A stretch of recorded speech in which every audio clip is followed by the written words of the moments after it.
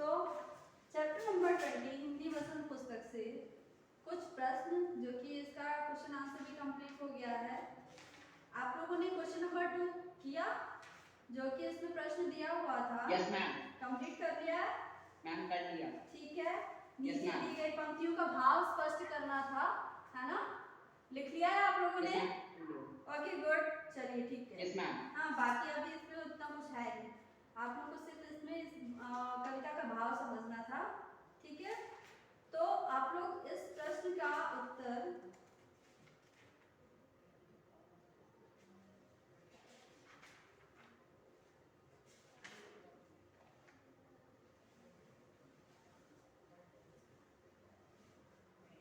Okay, कवि समाज में उथल पुथल क्यों मचाना चाहता है? कवि इस कविता के माध्यम से समाज में उथल पुथल क्यों मचाना चाहता है? क्यों? मैम कवि समाज में उथल पुथल इसलिए मचाया जाता है क्योंकि वह एक नई क्रांति लाना चाहता है जिसमें जो भी मैम जो भी रीतियां हैं जो गलत हैं उनको वो हटाना चाहता है। Very good. क्रांति की वजह से अभी उथल पुथल लाना चाहता है। बिल्कुल सही, बिल्कुल सही अंकित। जो समाज में फैली जड़ता है ना, उसको मिटाने के लिए, है ना, उसको मिटाने के लिए कवि समाज में ये उथल पुथल या विप्लव या फिर परिवर्तन या फिर हलचल लाना चाहते हैं अपनी इस कविता के माध्यम से। ओके, चलिए दूसरा विप्लव गायन जो कविता है इसके रचयिता कौन है? मैम बात ओके,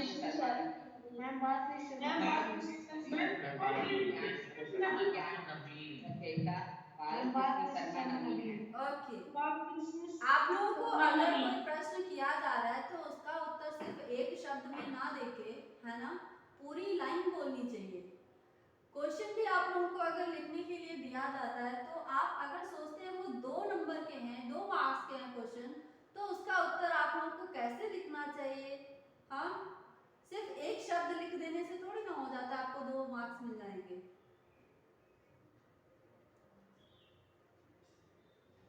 तो आप लोग अपनी ये लेखन कला जो है इस प्रकार से थोड़ा अच्छा कीजिए, सुधारिए इसको कि अगर कोई प्रश्न पूछा जा रहा है तो उसमें भले उत्तर एक शब्द का है, लेकिन आप लोगों को उस शब्द को इस प्रकार से एक लाइन में एक वाक्य बना के बोलना है।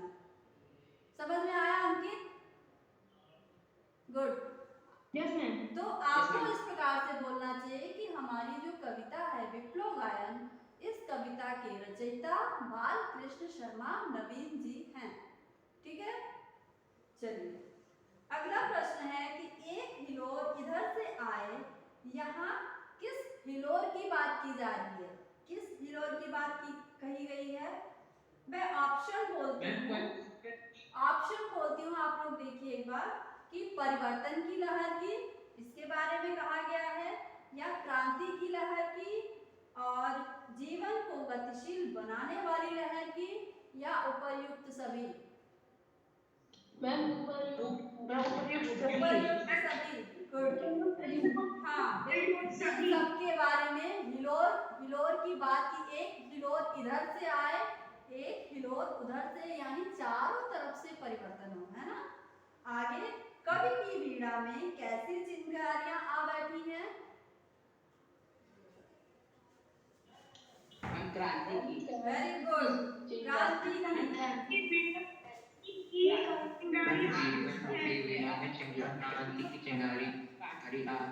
ओके, यहाँ वीणा किसका प्रतीक है? वीणा, इस कविता में वीणा किसका प्रतीक माना गया है?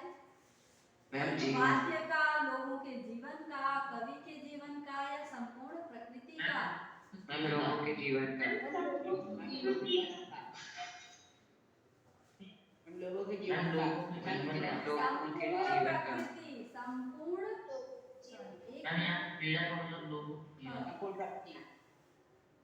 यहाँ जो है वीणा किसका प्रतीक माना गया है? कवि के जीवन का। कवि अपने जीवन के बारे में बता रहे हैं कि उनके जीवन की जो वीणा है वो क्या हो गई है?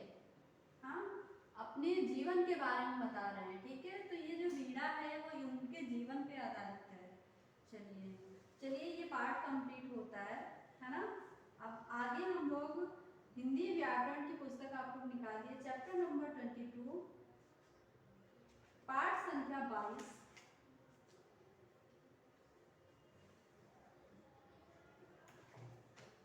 पाठ संख्या 22 जिसका नाम है वाच्य, है ना।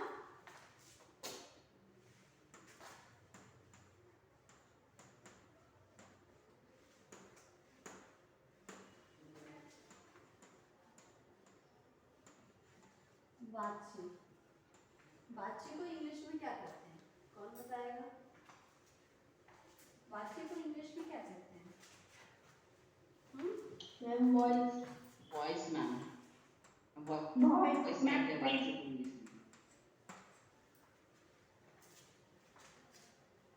चलिए ठीक है। तो वॉइस आप लोगों ने पढ़ा होगा इंग्लिश में, एक्टिव वॉइस, पैसिव वॉइस, हाँ पढ़ा है या नहीं पढ़ा है? पढ़ा है, पढ़ा है या नहीं पढ़ा है, कौन बताएगा? अभी नहीं पढ़ा है आपको? 6th क्लास में पढ़ा था? 6th क्लास में, 6th क्लास में कैंसिल हो गया था। ओके चलिए, तो हिंदी में पढ़ते हैं, है ना। हिंदी में हम पहले पढ़ते हैं, फिर आप लोग इंग्लिश में पढ़िएगा। ओके, तो वाच्य किसे कहते हैं? वाच्य क्रिया का ही एक रूप है, क्रिया का ही एक रूप है। आप लोग अपनी पुस्तक में देखेंगे कि कुछ वाक्य दिए हुए हैं, उनको ध्यान से पढ़िए। पहला वाक्य है कि अनुराग पुस्तक पढ़ता है ना। दूसरे कॉलम में दिया है कि अनुराग के द्वारा पुस्तक पढ़ी जाती है। तीसरे कॉलम में दिया हुआ है कि अनुराग से पढ़ा जाता है ना। तो वाच्य किसे कहते हैं? जिस शब्द से, है ना, जिस शब्द से क्रिया के, जिस शब्द से या वाच्य क्रिया का वह रूप है। आप लोग कॉलम देख लीजिए कि वाच्य क्रिया का वह रूप है जिससे यह जाना जाए कि क्रिया का मुख्य प्रभाव या मुख्य विषय कौन है, कर्ता है, कर्म है या भाव है ना। और उसे क्या कहते हैं? वाच्य कहते हैं। समझ में आया? जिस क्रिया का वह रूप, वाच्य क्रिया का वह रूप है जिससे यह जाना जाए कि क्रिया का मुख्य विषय कौन है, मुख्य विषय कौन है, यानी क्रिया का जो संबंध है वह मुख्य रूप से किससे है? कर्ता से है, कर्म से है या भाव से है। तो इन शब्दों को या उस वाक्य को वाच्य कहते हैं। वाच्य के 3 भेद हैं, है ना। वाच्य के 3 भेद हैं। पहला कर्तृवाच्य, दूसरा कर्मवाच्य,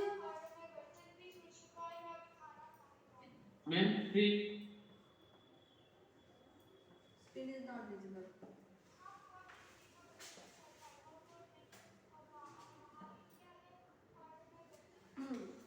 पहला कर्तृवाच्य, दूसरा कर्मवाच्य और तीसरा भाववाच्य। ठीक है। अभी हमने पढ़ा कि हम क्रिया के जिस रूप से हमें यह पता चलता है कि क्रिया मुख्य रूप से किससे संबंधित है या किस पर निर्भर करता है ना, किस पर निर्भर करता है। अगर क्रिया कर्ता पर निर्भर करता है तो कर्तृवाच्य होता है, कर्म पर निर्भर करता है तो कर्मवाच्य होता है, और अगर क्रिया भाव पर निर्भर होता है या क्रिया का मुख्य विषय, वाक्य का मुख्य विषय, है ना, क्रिया से संबंधित होता है तो वो भाववाच्य होता है। क्रिया का मुख्य विषय भाव से संबंधित अगर हो या क्रिया भाव पर निर्भर हो, भाव से संबंधित हो, तो वो वाक्य भाववाच्य वाच्य कहलाता है। क्या समझ में आया? कुछ समझ में आ रहा है जो मैं कह रही हूँ या नहीं आ रहा है? सब ऊपर से जा रहा है? हाँ, मैं समझ आ रहा आ रहा है समझ में? जो सिर्फ कर्ताओं से वाच्य कहते हैं, जो कर्म से कर्मवाच्य और जो भाव से कर्ता वो भाववाच्य। जो क्रिया है ना, जिस क्रिया का प्रभाव सीधे कर्ता से संबंधित होता है या कर्ता पर पड़ता है, तो वो कर्तृवाच्य। जो क्रिया कर्म से संबंधित होती है या फिर क्रिया का मुख्य विषय कर्म होता है, ठीक है, तो वो कर्मवाच्य होता है। और जो क्रिया भाव से संबंधित हो या फिर भाव उसका विषय हो या भाव पर मुख्य प्रभाव पड़ रहा हो, तो वो भाववाच्य होता है। आगे आप लोग, अब इसमें आप लोग सिर्फ वाक्य से समझ जाएंगे कि कर्तृवाच्य कैसे है, कर्मवाच्य कैसे है और भाववाच्य कैसे है, ठीक है।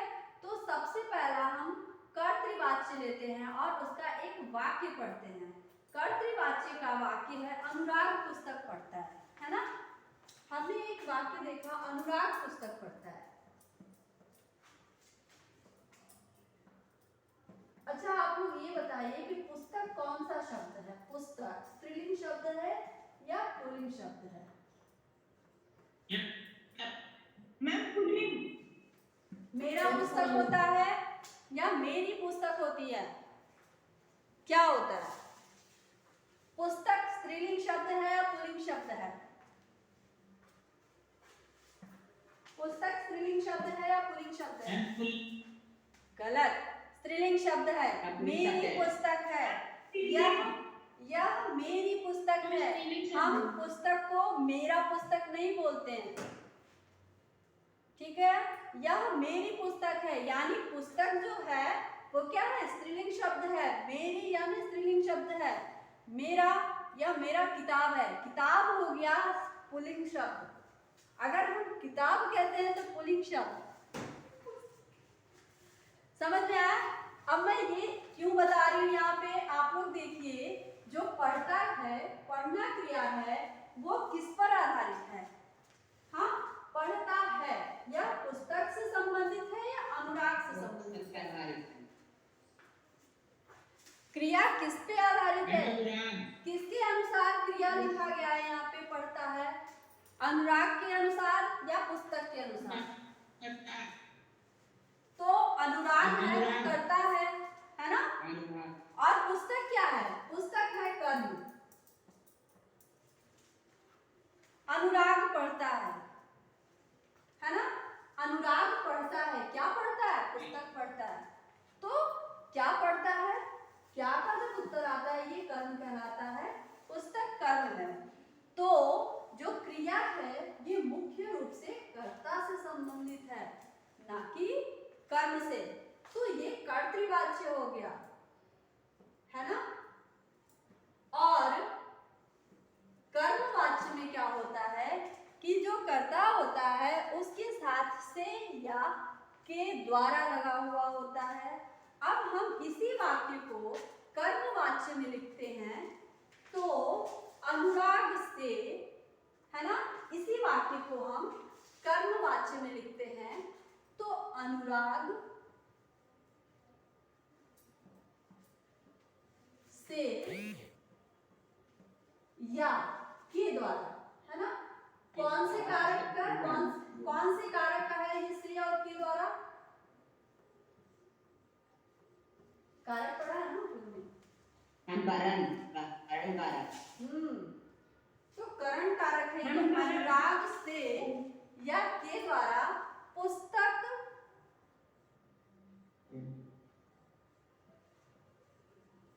अनुराग के द्वारा पुस्तक पढ़ी जाती है।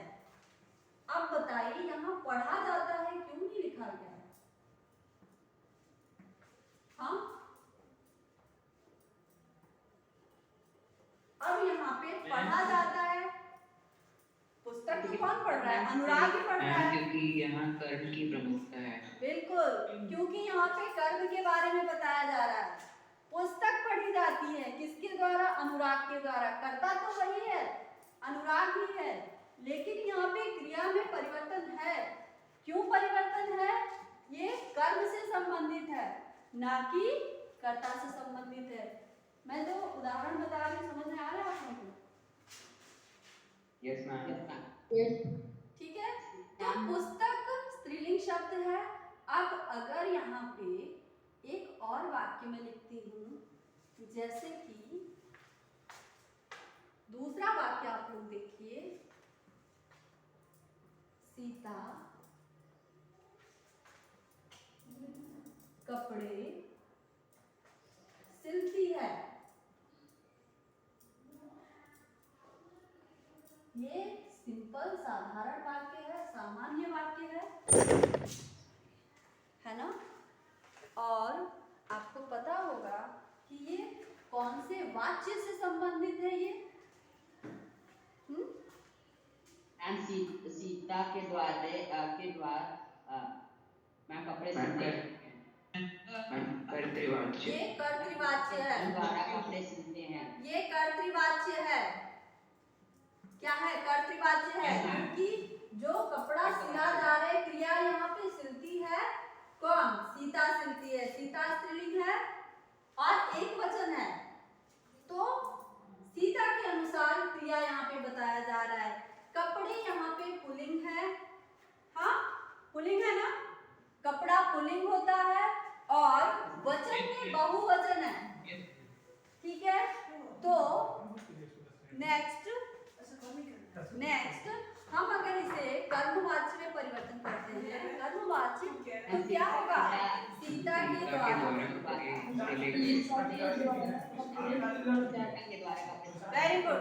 सीता के द्वारा कपड़े सिले जाते हैं। सीता के द्वारा कपड़े सिले जाते हैं, तो कपड़े सिले जाते हैं क्यों होगा? क्योंकि कपड़ा पुल्लिंग शब्द है, साथ में बहुवचन भी है। सिले जाते हैं, सिले जाते हैं। अब आप बताइए, ये जो क्रिया हमने लिखा, क्रिया भी तो बहुवचन में हो गया। किसके अनुसार? कपड़े के अनुसार चेंज हुआ है, सिले जाते हैं।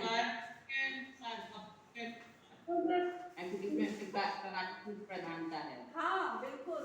तो कर्म जिस प्रकार से, कर्म अगर स्त्रीलिंग है तो क्रिया उससे, अगर क्रिया अगर कर्म पर निर्भर है तो कर्म स्त्रीलिंग है, वचन है, उसी के अनुसार क्रिया भी चेंज होगी। जैसे कर्ता स्त्रीलिंग होती है, कर्ता स्त्रीलिंग में हो या पुल्लिंग में हो, एक वचन हो या बहुवचन हो, उसी के अनुसार क्रिया भी बदलती है ना? तो वैसे ही कर्मवाच्य में कर्म पे आधारित होती है क्रिया, और कर्म के अनुसार ही उसमें भी, क्रिया में भी परिवर्तन होता है। सेम भाववाच्य होता है कि इसमें जितने भी अकर्मक क्रियाएं होती हैं। अब कौन कौन बताएगा कि अकर्मक क्रियाएं कौन कौन सी हैं? मैंने क्रियाएं पढ़ा दी है आप लोगों को, ठीक है? आप लोगों को मैंने क्रियाएं पढ़ाई है, क्रिया के भेद पढ़ाया है। अब आप लोग ये बताएंगे कि अकर्मक क्रिया कौन कौन सी होती है। जितनी भी अकर्मक क्रियाएं हैं उनसे वाक्य जो बनते हैं कि मुझसे ये कार्य होता है या मेरे द्वारा ये कार्य किया जाता है, अकर्मक क्रियाएं जो होती हैं वो सारे भाववाच्य के अंतर्गत आते हैं।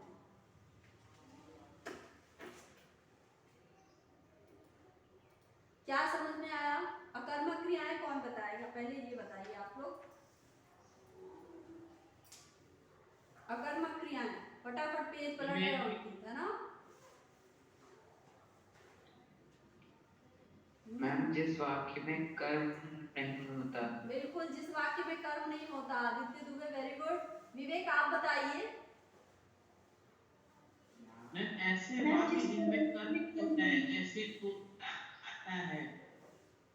ऐसे वाक्य जिसमें कर्म उपस्थित ना हो, जो क्रियाएं बिना कर्म के होती हैं, है ना? कर्म की अनिवार्यता नहीं होती जिसमें, वे क्रियाएं अकर्मक क्रियाएं कहलाती हैं। चलना, हंसना, रोना, जागना, है ना? सोना, दौड़ना, तैरना, भागना, हिलना डुलना, ये सारी क्रियाएं जो होती हैं ये अकर्मक क्रियाएं हैं। और इनसे बनने वाले वाक्य, है ना, कि मुझसे सोया नहीं जाता या मुझसे सोया जाता है, तो मेरे द्वारा दौड़ा नहीं जाता, या अंकित के द्वारा लिखा जाता, अंकित के द्वारा या अंकित से हंसा नहीं जाता।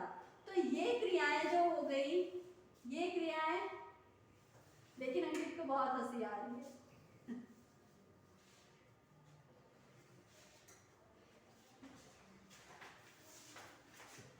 ओके, तो ये जितने भी क्रियाएं हैं, अकर्मक क्रियाएं, इनसे बनने वाले वाच्य भाववाच्य कहलाते हैं। अब आप लोग फटाफट वाच्य के जो अभ्यास कार्य हैं वो कंप्लीट कीजिए, ठीक है।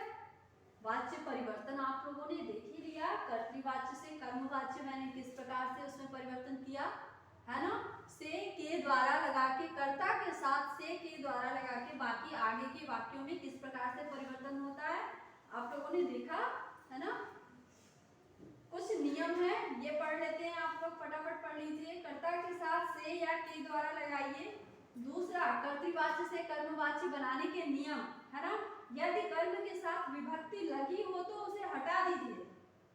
कर्तृवाच्य की मुख्य क्रिया के काल तथा कर्म के लिंग, वचन आदि के अनुसार क्रिया में परिवर्तन होता है या क्रियापद बनाइए। मैंने अभी बताया कपड़े सिले जाते हैं, तो कपड़ा बहुवचन है इसलिए सिले जाते हैं। अगर कपड़ा एक वचन होता तो कपड़ा सिला जाता है, ये होता कर्मवाच्य में। ओके, तो ये परिवर्तन आप लोगों को समझ में आ गया होगा। आप लोग कुछ वाक्य देख लीजिए। कर्तृवाच्य से कर्मवाच्य में किस प्रकार से परिवर्तन हो रहा है। शिकारी शिकार करते हैं, शिकारी के द्वारा शिकार किया जाता है। एक चीज और कि अगर वर्तमान काल में वाक्य कर्तृवाच्य का है तो कर्मवाच्य का वाक्य भी वर्तमान काल में ही होगा। भूतकाल का अगर वाक्य है तो भूतकाल का ही वाक्य में परिवर्तन होगा, भूतकाल में ही परिवर्तन होगा। कर्मवाच्य में अगर कर्तृवाच्य से कर्मवाच्य करते हैं, ठीक है, ये भी ध्यान देना है। चौथा देख लीजिए, बाकी तो वर्तमान काल के हैं 3। चौथा है कि मजदूरों ने पत्थर तोड़े, तो देखिए यहाँ पे भूतकाल का दिया हुआ है तो कर्मवाच्य में भी भूतकाल का ही होगा, सामान्य भूतकाल। मजदूरों द्वारा पत्थर तोड़े गए, ठीक है, इस प्रकार से परिवर्तन होगा इनमें। भविष्य काल का भी एक वाक्य है कि बच्चे किताबें नहीं लाएंगे, है ना। भविष्य काल का वाक्य गाड़ेगी अंत में आ रहा है, सामान्य भविष्य काल, जिसमें कर्मवाच्य में परिवर्तन करते हैं तो बच्चों द्वारा किताबें नहीं लाई गई या नहीं लाई जाएंगी, ठीक है। लाई गई नहीं होगा, नहीं लाई जाएंगी। गाड़ेगी आना चाहिए, कर्मवाच्य में परिवर्तन हो रहा है तो हम चेंज कर रहे हैं तो, ठीक है। कर्तृवाच्य से भाववाच्य में किस प्रकार से चेंज होगा। कर्ता के साथ से के द्वारा सेम नियम है, लगेगा। दूसरा नियम है कि मुख्य क्रिया को सामान्य भूतकाल की क्रिया के एक वचन में बदलकर जो आपकी मुख्य क्रिया है उस क्रिया को सामान्य भूतकाल की क्रिया के एक वचन में बदलकर उसके साथ क्या लगाना है, जाना लगाएं, यानी जाना शब्द का प्रयोग करें। धातु के एक वचन पुल्लिंग अन्य पुरुष का वही काल लगा दें जो कर्तृवाची की क्रिया का है। जैसे हिरण दौड़ता है तो हिरण से दौड़ा जाता है, ठीक है। लड़का तैरता है, लड़के से तैरा जाता है, यानी जाना शब्द लगाना है ना। और मुख्य क्रिया का पहला ही मुख्य क्रिया को सामान्य भूतकाल की क्रिया के एक वचन में बदलकर आप लोग साथ में उसके जाता शब्द लगाना है। जाना शब्द जाना की ही क्रिया होगी और उसमें जाता है या जाएगा या जा सकता है, लेकिन जाना शब्द का प्रयोग करना है ना। तो मैं आशा करती हूँ कि आप लोगों को वाच्य पाठ समझ में